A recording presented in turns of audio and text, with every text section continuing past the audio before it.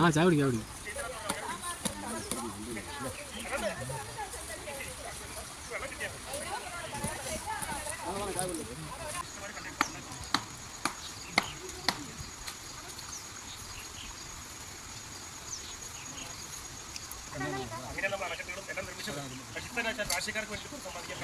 നമ്മളിങ്ങനെ നോക്കിയാൽ മാത്രം നമ്മൾ ഗ്രാമം വൃത്തിയാകും.